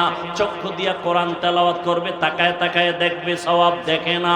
চক্ষু দিয়া আলেম দেখবে, দেখে না। চক্ষু দিয়া আল্লাহ আসমান দিয়ে তাকায় দেখবে, দেখে না। চোখ দিয়া বাইতুল্লাহ তাকায় দেখবে, সওয়াব দেখে না। দেখে? ঘুমায়? কয় না। সারা রাত মোবাইল হাতে নিয়া কবিরা গুনাহ দেখে, কবিরা গুনাহ দেখে, কবিরা গুনাহ। কি মিথ্যা বললাম? এরে আমার কলিজার যুবক, কয়দিন আর যৌবনের বাহাদুরি করবি? হ্যাঁ, তোরে বাহাদুরি করার যেই মেয়াদ আল্লাহ দিছেন, মোবাইল দেখে সেই মেয়াদ পর্যন্ত তুই যাইতে পারবি না। কারণ তুই টাইমের আগে যৌবন নষ্ট করে ফেলেছ মোবাইলের গুনাহ করিয়া। কথা ঠিক নেই? অতএব তুই আর বিয়া করিস না, রোজা রাখ। কারণ তুই ঘরে বউ রাখতে পারবি না। আর যেই বউ তোর সাথে কোরআনের ওয়াদা দেয়, মনে করবি ওই বউর ওয়াদাও সঠিক না। তোর সাথে যদি কসম খায় যে তোমার ছাড়া বাঁচমু না, আমি একটারে ধৈর্য বলি, তোর যে ওয়াদা দিল মাইয়া কয় নাম্বার সিরিয়াল, ওটা আমি কেমনে কম? আমি বললাম তোর সিরিয়াল যতই, মাইয়ার সিরিয়ালও তত। তুই যদি 2 মাইয়ার চরিত্র নষ্ট করে 3য় মাইয়ার সাথে কোরআনের ওয়াদা করো, ওই মাইয়াও 2 পুরুষের চরিত্র নষ্ট করে 3 নাম্বার তোরে ধরেছে। তোরে রাস্তার ফকির বানায়া জাল মিটাবে, কত ধানে কত চাল। আল্লাহ হেদায়াত দান করুন। মা ছাড়বে, বাপ ছাড়বে, মোবাইল ছাড়বে না। কি? আল্লাহ মোবাইলের গুনাহ থেকে হেফাজত করেন। এই মোবাইল কি নষ্ট করে নাই বলো তো? তোমরা তো অনেক দামি মানুষ, বুঝদার মানুষ, আমার জ্ঞান কম। বলো তো মোবাইল কি নষ্ট করেনি? তোমার বডি সব শেষ, চোখের পাওয়ার শেষ, কানের পাওয়ার শেষ, হার্ট দুর্বল, কিডনি দুর্বল, চরিত্র নাই, লেখাপড়া নাই, মা বাবার সাথে আদব নাই, সব বেয়াদবি। সবই মূল কারণ মোবাইল। আল্লাহ হেদায়াত দান করে। রহমতের নবীর আদর্শে উত্তম, মক্কার চরিত্রহীন মানুষ এত খারাপ, অথচ মক্কা কত দামি ঘর। ইন্না আউয়ালা বাইতিন উযিআ লিন-নাস লাল্লাযী বিবাক্কাতা মুবারাকাও ওয়া হুদা, মুবারাকাও ওয়া হুদান লিল আলামিন। এমন একটা দামি ঘর যে তাকাইয়ে, প্রথম তাকাইয়া যা আল্লাহর কাছে চাইবে সাথে সাথে কবুল। কেমন এক ঘর বাইতুল্লাহ, যেই বাইতুল্লাহর সীমানায় কোন মুমিন ঢুকিয়া একবার বলবে আল্লাহ, 1,00,000 বার আল্লাহ বলার সওয়াব। কিয়ামত পর্যন্ত এই বাইতুল্লাহর এরিয়ার মধ্যে সীমানায় কোনো বেঈমান ঢুকতে পারবে না। আল্লাহ বাইতুল্লাহর জায়গার শপথ করে বলে দিয়েছেন, ওয়াত-তিনি ওয়াজ-যাইতুনি ওয়া তুরি সিনিন ওয়া হাদাল বালাদিল আমিন। এত সুন্দর দামি ঘর, সেই ঘরের পাশের মানুষগুলো কেন এত খারাপ? আপনাদের এলাকায় মসজিদ আছে না? কষ্ট হয়? কষ্ট তো আমার হয়। মসজিদের পাশের মানুষ যতটা অন্যায় করবে অন্যদের তুলনায় বাহিরের মানুষের থেকে কি বেশি করবে না কম? কেন?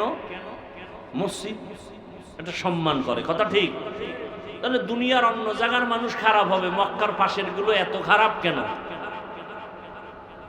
নাম্বার 2, আপনাদের এলাকার কোথাও মদের আড্ডা চলে, জুয়ার আড্ডা চলে? আমি তো আর জানি না, বুঝাবার জন্য বলি। যদি চলে তো কপাল ভালো। কোন দিকটা ভালো?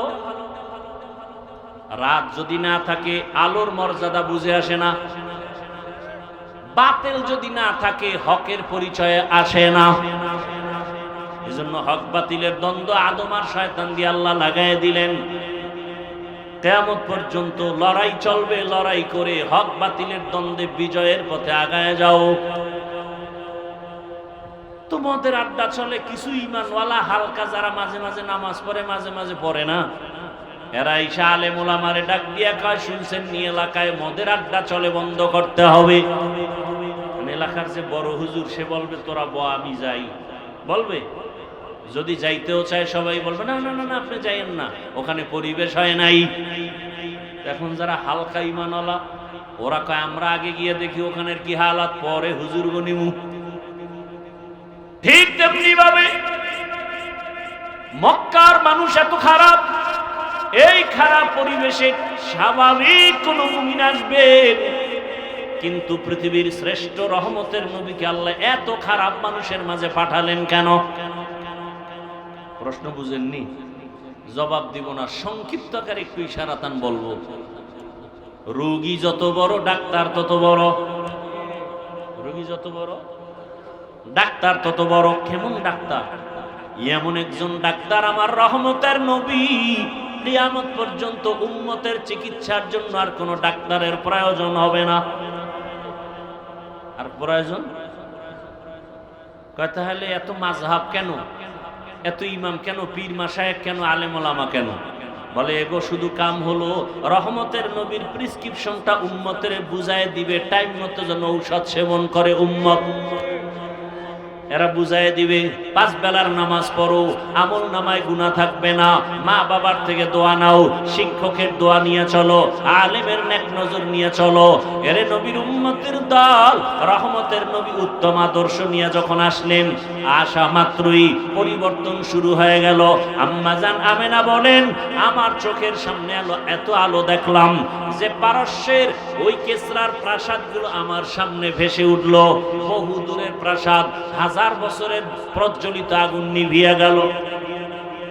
দুনিয়ার বাচ্চারা, মহিলারা বাচ্চা প্রসব করলে রক্ত যায়, কত কষ্ট। আমার রহমতের নবী আসছেন, আমি আমেনা কিছু অনুভব করতে পারি নাই, আমার পেটে ব্যথাও নাই, মাথা ব্যথাও নাই। দুনিয়ার বাচ্চা আসলে খতনা করা অবস্থায় আসে না, আমার বাচ্চা মুহাম্মদ খতনা করা অবস্থায় আসছে। দুনিয়ার বাচ্চা ঈশা কান্দে, আর আমার রহমতের নবী দুনিয়াতে আসা মাত্র আল্লাহর শুকর আদায় করেছেন। রহমতের নবী আসিয়া এখন সবার সাথে মহব্বতের আলোচনা। রহমতের নবী জীবনে একটা মিথ্যা কথা বলেন নাই, একটা গালি দেন নাই। হাজারো গালি নবী শুনছেন, একটা গালির জবাবও দেন নাই। আরো আশ্চর্যের বিষয়, নবী কোনোদিন চোখ দুটো গরম করে কারো দিকে তাকান নাই। নবী যদি গরম চোখে তাকায় ও জায়গায় পুড়িয়ে যাবে, কারণ রসুলের চোখ মোবারকে তো এই পাওয়ার। নবী চোখ গরম করে তাকান নাই। নবীরে গালি দেয়, নবী হাসেন, জবাব তো দূরের কথা। আর এই ব্যবহারে বড় বড় বেঈমান কাফের গুলো কালেমাওয়ালা হয়ে গেল। দেখছেন নি এত খারাপ মানুষ, এখন তারা ভালো আবার কেমন ভালো। আল্লাহ বলেন, জিবরাইল যাও, রহমতের নবীরে টিকিট দিয়া দাও, স্লিপ দিয়া দাও, লিস্টি আছে, নাম আছে। এই লিস্টির মধ্যে যত নাম আছে এরা বিনা হিসাবে জান্নাতি। জানা থাকলে বলেন তো কয়জনের নাম? প্রথম জনকে বলেন, দ্বিতীয় কে বলেন, বলেন না, তৃতীয়, চতুর্থ, এক একজন কেমন ব্যক্তি। আবু বকরের বয়ান যদি করতে থাকি সারা রাত চলে যাবে। কে সে আবু বকর? হিজরতের সাথী, রহমতের নবী চোখের পানি ছেড়ে কাঁদেন আর আল্লাহকে বলেন, হে মালিক, আবু বকর শুধু আমার সাথে মদিনায় যাবে না, আবু বকরের সফর আমার সাথে আজকে শুরু, জান্নাতের ভেতর পর্যন্ত চলবে। আবু বকরকে জানেননি?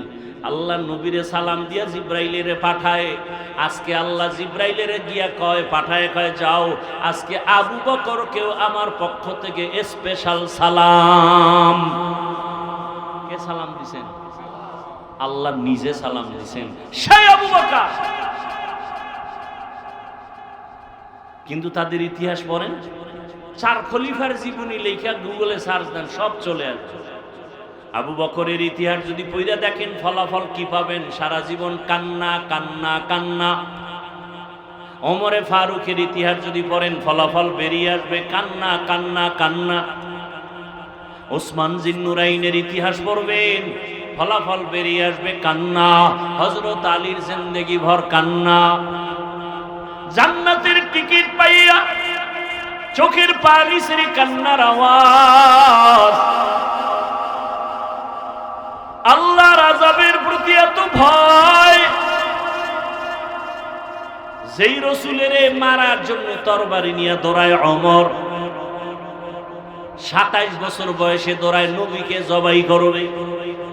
কে? রহমতের নবীর সামনে দাঁড়াইয়া তরবারি ফালায়, নবীর কাছে ক্ষমা চাইয়া কালেমা পড়িয়া আবার তরবারি হাতে নিল। নবী কইছে হাতটা লাগাও, রসুলের হাতের সাথে ওমরের হাত লাগছে। এই পরিমাণ পাওয়ার আল্লাহ দিছেন। তরবারি নিয়ে ওমর 1 মিনিট আগে ছিল রসুলের দুশমন, রসুলকে কাটবে, সেই তরবারি হাতে নিয়ে বলে, আসো রসুলের দুশমনেরা আমার সামনে। এই বেডারে আল্লাহ কি পাওয়ার দিছে যে এটার নাম শুনলে এখনো শরীরে কম্পন শুরু হয়ে যায়। শুধু কি তাই? এই যুবক, ঘুমের আগে যদি অজু কইরা ঘুমাইয়া বুকের উপরে লেখো ওমরের নাম, আইন মিম রা, আঙ্গুল দিয়া, ডান হাতের শাহাদাত আঙ্গুল দিয়া লিখবি, আইন মিম রা। খোদার কসম, স্বপ্ন তো সবে না জীবন। আর তুই যদি 1000 বারও লেখো আর অজু ছাড়া মোবাইলে আকাম করতে করতে ঘুমাও, তোর এক রাইতে জিন্দেগি বরবাদ। একটা ভালো টিস্যু আনতে পারলেন না কেউ?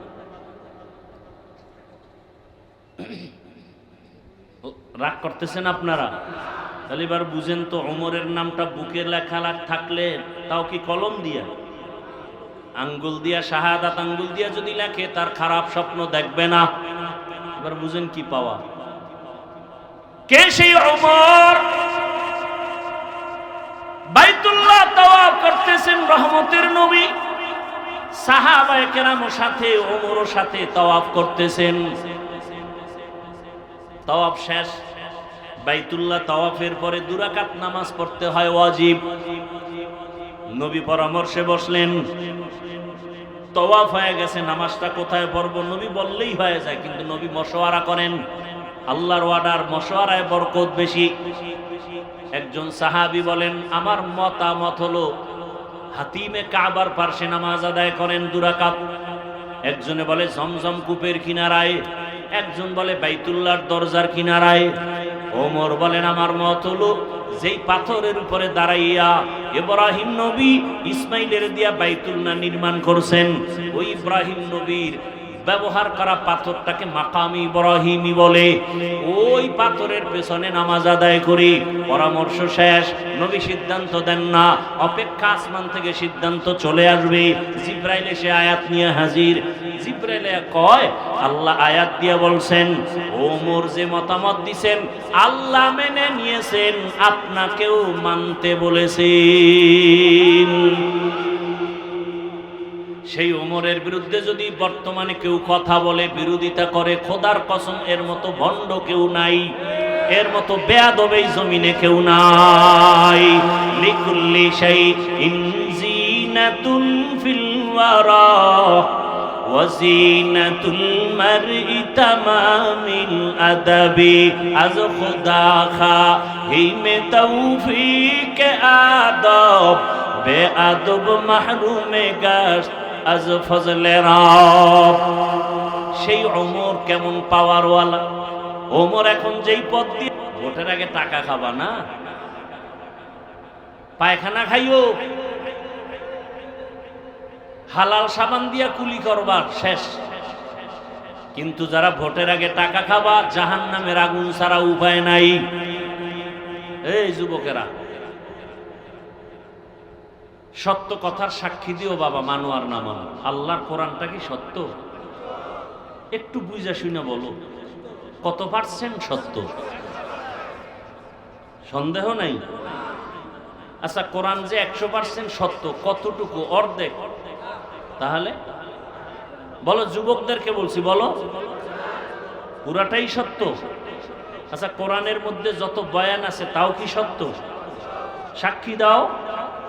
যুবক বাবারা বলো, এই কোরআনে কি জান্নাতের বয়ান আছে, জাহান্নামের বয়ান আছে? এগুলো বুঝি একটু একটু মিথ্যা। হ্যাঁ, কে জান্নাতে যাবে, কে জাহান্নামে যাবে? আল্লাহ পাক বলেন, ইন্নাল আবরারা লাফি নাঈম ওয়া ইন্নাল ফুজ্জারা লাফি জাহিম। নেক আমলওয়ালারা জান্নাতের পথিক, গুনাহ যারা করবে তারা জাহান্নামের পথিক। বানায় বলতেছি? আচ্ছা বলো তো বাবা, এই বয়ানগুলো আমরা না করলে প্রফেসরেরা করবে, ডাক্তার করবে, নেতা খাতারা করবে। রহমতের নবী যখন জাহান্নামের আয়াত পড়তেন, বয়ান তো পরের কথা, এখনো যাও না, গেলে মোবাইলে বের করো, ইউটিউবে সার্চ দাও কোরআন তেলাওয়াত, মক্কা মদিনার তেলাওয়াত শুনো, দেখবা ইমামও কাঁদে, মুক্তাদিরাও কাঁদে, শুধু আয়াত শুনা শুনা। জাহান্নামের আয়াতগুলো তেলাওয়াত করলে যদি কান্না হয়, আর ওই আয়াতের তরজমাগুলো যদি বুঝাইতে থাকি জাহান্নামটা কেমন, কোন গুনাহগারের জন্য আল্লাহ জাহান্নাম বানাইছেন, এগুলো যদি বয়ান করি, এক পর্যায়ে গুনাহগারের কলিজার মধ্যে আঘাত আসতে আসতে ওই বান্দা পাগলের মতো হয়ে যাবে। দুনিয়ার গরম সহ্য করতে পারি না, জাহান্নামের গরম কেমনে সহ্য করব? দুনিয়াতে মশার কামড় সইতে পারি না, জাহান্নামের আযাব কেমনে সহ্য করব? এইভাবে শুনতে শুনতে দিল নরম, যত ভয় আসবে তত গুনাহ ছাড়া সহজ হবে। নেক আমলওয়ালাদের জন্য জান্নাত, গুনাহগারের জন্য জাহান্নাম। জান্নাতটা কেমন আরামের ঘর আল্লাহ তাও বয়ান করেছেন, জান্নাতিন তাজরি মিন তাহতিহাল আনহার খালিদিনা ফিহা। জান্নাত এমন এক আরামের ঘর যেখানে অশান্তি বলতে কিচ্ছু নাই, শুধু শান্তি। দুধের নহর, মধুর নহর, ঝর্ণা থাকবে কত সুন্দর। জান্নাতে ঢুকলে কোনোদিন বাথরুম হবে না, কোন যুবক যুবতী সুন্দরী সুন্দর থাকবে, কালো হবে না, জীবনে কোনো পুরুষের দাড়ি উঠবে না। জান্নাতীরা জান্নাতে ঢুকবে, ওখানে অশান্তির কিছুই থাকবে না। স্বর্ণের বিছানা, স্বর্ণের পেয়ালা, মখমলের চাদর, এত সুন্দর জান্নাত কারা পাবে? কারা? নেক আমলওয়ালারা। আর গুনাহগারেরা জাহান্নাম পাবে কেমন আল্লাহ তাও বয়ান করেছেন, ওয়াইলুল লিকুল্লি হুমাযাতিল। আছে না নাই? আল্লাহ কয়, যারা মানুষের দোষ চর্চা করো, ফেসবুকে গীবত করো, অমুকের বিরুদ্ধে লেখো, আবার বইয়া চায়ের দোকানে গীবত করো, কবিরা গুনাহ করো, এদেরকে আল্লাহ বলেন ওয়াইলুল লিকুল্লি হুমাযাতিল লুমাযা। ওয়াইল জাহান্নামের একটা স্তরের নাম, ভয়ঙ্কর একটা স্তর জাহান্নামের ওয়াইল। এত মারাত্মক ওয়াইল নামক জাহান্নাম। আল্লাহ কয়, যারা মানুষের বিরোধিতা করে, গীবত করে, তাদের জন্য ওয়াইল নামক জাহান্নাম। হুমাযাতিল লুমাযা, যারা মানুষের অপমান করে, বানায় বানায় দোষ দেয়, এদের জন্য ওয়াইল নামক জাহান্নাম। ওয়াইলুল লিকুল্লি হুমাযাতিল লুমাযা। এরপরে কি? আল্লাযী জামাআ মালান ওয়া আদ্দাদা ইয়াহসাবু আন্না মালাহু আখলাদা কাল্লা লা ইউনবাযান্না ফিল হুতামা। আরেকটা জাহান্নামের নাম কি? হুতামা। কেমন হুতামা? আল্লাহ নিজেই বলে, রাসূল জানেননি। ওয়ামা আদরাকা মাল হুতামা, জাহান্নামটা কেমন হুতামা জানেননি? হুতামা নামক জাহান্নাম আল্লাহ নিজে বলেন নারুল্লাহিল মুকাদা। বাবা বাংলা তর্জমাগুলো পইরা পইরা মাঝে মাঝে দেখো। আর আইতাল্লাযী ইউকাযযিবু বিদ্দীন ফাযালিকাল্লাযী ইয়াদউল ইয়াতীম। আবার একদিন সময় পাইলে এরকম ছোট ছোট জাহান্নামের আয়াতের সূরাগুলোর তরজমা পড়ো। আল কারিআতু মাল কারিআ ওয়া মা আদরাকা মাল কারিআ, আছে না নাই? আবার একদিন সময় পাইলে আর একটা সূরার তরজমা পড়ো। আলহাকুমুত তাকাসুরু হাত্তা যুরতুমুল মাকাবির। আর একদিন সময় পাইলে আবার একটা ছোট্ট সূরার তরজমা পড়ো বাংলায়, কেনা লাগবে না, মোবাইলে পড়ো। ইজা জুলজিলাতিল আরদু জিল। এগুলো যদি পড়ো দেখবা জাহান্নামের ভয় একদিন যদি অন্তরে আসে, তোমার মরিয়া গেল গুনাহ করতে মনে চাইবে না। দেখো না ঢাকা কলেজের কত ছাত্র মাথায় পাগড়ি, মুখে দাড়ি, বড় লম্বা জামা পরিয়া কলেজে ক্লাস করে, মনে হয় যেন মসজিদের খতিব, আসলে আরবিও পড়তে পারে না। ও যুবক বাবা, তুমি এমনে কেমনে যাও কলেজে? তাই এভাবেই যাই। এই সূরাত কেন বলে? উলামায়ে কেরামের নেক নজর রাখছে, আল্লাহর রহমত আমার উপরে আসছে। কলেজে কি মেয়ের ছেলে নাই কয় আছে? তোমার কি ডিস্টার্ব হয় না? কয় না। মাঝে মাঝে তোমার বন্ধু বান্ধবীরা কি আড্ডাখানায় ডাকে না? কয় ডাকে। তখন তুমি কি করো? আমি ইস্তেগফারের আমল করি। তখন আল্লাহ রাস্তা খুলে দেয় কি? কয় আমার ক্লাসের মেয়েরা, ওরাই আমার পক্ষে বলে ছেলেদেরকে, ও আল্লাহর লাইনে আছে, ওরে ডিস্টার্ব করিস না, আমরা চল। ও যুবক, সারা রাত ওয়াজের দরকার নাই, ভালো করে বুঝো। আমি সারা বাংলাদেশে বলি, যুবক স্কুল ছাড়বা না, কলেজ ছাড়বা না, লেখাপড়া ছাড়বা না। আমি দোয়া করে যাই, আমার দোয়া কবুল হবে না, তবে এখানে বহু আল্লাহর বান্দা আছে, কারো না কারো আমিন কবুল হবে বলে আশা করি। সবাই যদি আমিন বলে কবুল হবে, ওই দোয়ার নিয়তে বলি। দোয়া করে গেলাম যুবক তোমার জন্য। ডাক্তার হও, ইঞ্জিনিয়ার হও, প্রফেসর হও, তুমি একজন এসপি হও, ডিসি হও, এমপি হও, মন্ত্রী হও, তবে দাবি আমার একটা, বেয়াদব হইও না। তোমার ব্যবহারে কোনোদিন যেন মা বাবা কষ্ট না পায়, তোমার আচরণে কোনোদিন যেন শিক্ষক কষ্ট না পায়, উলামায়ে কেরাম যেন মনে কষ্ট না পায়। কারণ তোমার জীবনের সফলতার জন্য এই তিন ব্যক্তি তোমার মূল চাবি। মা বাবার বরদোয়া লাগলে খোদার কসম মরার আগে তুই পঙ্গু হয়ে যাবি। শিক্ষকের মনে যদি কষ্ট দাও, লেখাপড়ার জগৎ থেকে তুই হারিয়ে যাবি, জ্ঞান কিচ্ছু থাকবে না, বুদ্ধি থাকবে না। উলামায়ে কেরামের সাথে যদি বেয়াদবি করো, চরিত্র জীবনে আর তোর সংশোধন হবে না। বুঝাইয়া বললাম, হেদায়েতের মালিক আমার আল্লাহ। ওরে আবু জাহাল, 13 বছর আমার মায়ার নবীকে দেখিয়াও বয়ান শুনিয়াও কালেমা পড়ে না। আর ওমরের মতো বান্দা 27 বছর বয়সে নবীরে জবাই করতে গিয়া কালেমাওয়ালা হয়ে গেল। এমন আল্লাহর ভয়, ওমর এত ভয় পাইয়া ইন্তেকালের কিছুদিন আগে ছেলের নাম আব্দুল্লাহ, আব্দুল্লাহরে ডাইকা কান্না করে, ডাক দিয়া কয়, আব্দুল্লাহ মনে হয় বেশি দিন বাঁচবো না, তবে আমি দুইটা দোয়া সব সময় করেছি, আমার মরণটা যেন রসুলের শহরে হয় আর দাফনটা যেন রসুলের পার্শ্বে হয়। কিন্তু আবু বকরও চলে গেছেন, আমার মায়ার নবীও চলে গেছেন। এখন পার্শ্বে তো আয়েশার রুম, আয়েশা যদি অনুমতি না দেয় আমার উপায় নাই, রসুলের পার্শ্বে যেতে পারবো না। কারণ আয়েশার হুজুরা, সেখানে তার স্বামী রসুল আছেন, তার বাবা আবু বকর। আয়েশা যদি অনুমতি না দেয় আমি রসুলের পাশে যেতে পারবো না। কিন্তু আমার মনে চায়, আমি যেই রসুলের পায়া, যেই রসুলের মোহাম্মদ ছাড়া এক সেকেন্ড আমি বাঁচতে পারতাম না, মায়ার নবীও আমাকে ছাড়া ছাড়া কোথাও যাইতেন না। এক পার্শ্বে আবু বকর আর এক পার্শ্বে আমি ওমর। পরামর্শ আমার ছাড়া ওমর আবু বকর ছাড়া করতেন না। ওই নবীরে ছাড়া আমি কবরে গিয়া থাকবো কিভাবে? আব্দুল্লাহ, আমার মনের ব্যথাটা আম্মাজানকে একটু বল। আম্মাজান কি জবাব দেয় আমাকে এসে শোনা। যখন ওমর এই কথা বলি আব্দুল্লাহকে পাঠায়, আব্দুল্লাহ গিয়ে আম্মাজান আয়েশার কাছে যখন বলতেছেন, আম্মাজান শুইনা চিন্তায় পড়ে গেলেন যে এখন তো আমি একটু খোলামেলা চলি, কারণ আমার স্বামী রাসূল নিচে আর আমার বাবাজান আবু বকর। ওমর যদি আসে সে তো ভিন পুরুষ, আমার হুজুরে আসলে আমি কোথায় যাব, কেমনে চলবো? তখন তো আমার চলাফেরা একটু হিসাব করতে হবে। আম্মাজান বলে, আব্দুল্লাহ তোমার বাবারে জানায় দাও, আমি একটু চিন্তা করে বলবো।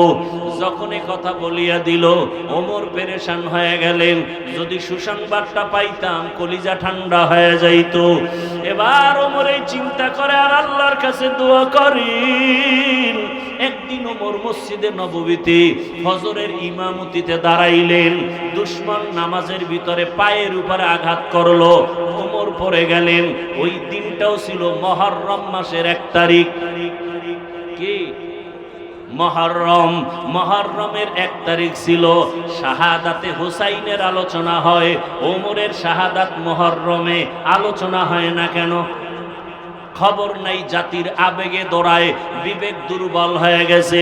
ওমর পড়িয়া গেছে, রক্তক্ষরণ হচ্ছে। হঠাৎ সবাই ধরাধরি করলো, নামাজ শেষ করতে না পেরে ওমরের টেনে পেছনে আনলো। ওমর বলতেছে আব্দুল্লাহকে, বাবা আমার বোধহয় বিদায়ের সময় আসছে, আমারে আঘাতটা কি মুমিনে করছে না বেঈমান? নাম যখন কইছে আলহামদুলিল্লাহ, আমি তো চাইছি আমি শহীদি মরণ। বেঈমানের আঘাত যখন আসছে আমার মরণটা তো শহীদ, কিন্তু আমার মনে একটা দুঃখ। আম্মাজানের কাছে বিদায় বেলা আর একবার যাও। আম্মাজান তো আমাকে ওয়াদা দেয় নাই, এখন বিদায় বেলা জিজ্ঞাসা করু আমার দাফনটা কি মায়ার রসুলের কাছে হবে নাকি? আব্দুল্লাহ দৌড়ায় চলে গেলেন আম্মাজান আয়েশার কাছে। আম্মাজানকে যখন বললেন, আম্মাজান চোখের পানি ছাড়িয়া বলে, যাও আব্দুল্লাহ যাও, আমি প্রয়োজনে ভিন্ন ভাবে জায়গায় যাব। আমার দাফন এখানে না হলে অন্য জায়গায় হবে, তবে ওমরের দাবি আমি পূরণ করে নিলাম। ওমর শুইনা খুশি মনে কালেমা পড়ে দুনিয়ার থেকে চলে গেলেন। রসুলের পার্শ্বে দাফন। এতদিন বাবা ছিলেন আর রহমতের নবী। আম্মাজান আয়েশা একটু খোলামেলা চলতেছেন রুমে। যখন ওমরের দাফন হয়ে গেল, এখন আম্মাজান চেহারা ঢাইকা, মাথা ঢাইকা রুমের মধ্যে ঢুকেন আর বের হন। কি ব্যাপার? একজনে জিজ্ঞাসা করে, আপনি এমন কেন তো করেন, আগে করেন নাই? কয় এখন তো ওমর, আমার তো একটু পর্দার দিকে নজর বেড়ে গেছে। এতদিন আব্বা ছিল, টেনশন ছিল না, রহমতের নবী ছিল, কোনো পেরেশানি ছিল না। এখন তো ওমর, আমার তো একটু পর্দার খেয়াল বেড়ে গেছে। এই কথাটা মনে ঢুকাইয়া তওবার নিয়ত যদি করতে পারো, খাঁটি ভাবে মুনাফিকি না থাকে, খাঁটি তওবার নিয়ত যদি থাকে, দুটো হাত আমার আল্লাহকে দেখাইয়া দাও। আয় আল্লাহ, হাতগুলো কবুল করে নেন, তওবা কবুল করে নেন, তওবার উপরে মজবুত হইয়া চলার মতো তৌফিক দান করেন, আমিন। আলহামদুলিল্লাহি রাব্বিল আলামিন, ওয়াসসালাতু ওয়াসসালামু আলা সাইয়্যিদিল আমবিয়া ওয়াল মুরসালিন ওয়া আলা আলিহি ওয়া আসহাবিহি আজমাইন। ইয়া আরহামার রাহিমিন, ইয়া আরহামার রাহিমিন, ইয়া আরহামার রাহিমিন। রব্বিরহামহুমা কামা রব্বায়ানি সগীরা। আল্লাহুম্মা ইন্নাকা আফুউন কারীম তুহিব্বুল আফওয়া ফা'ফু আন্না। اللهم إنا نسألك رضاك والجنة ونعوذ بك من سخطك والنار. يا حي يا حليم يا عزيز بحق إياك نعبد وإياك نستعين اللهم ارحمني بترك المعاصي اللهم ارحمني بترك المعاصي اللهم ارحمني بترك المعاصي اللهم إنا نسألك علما نافعا ورزقا واسعا وشفاء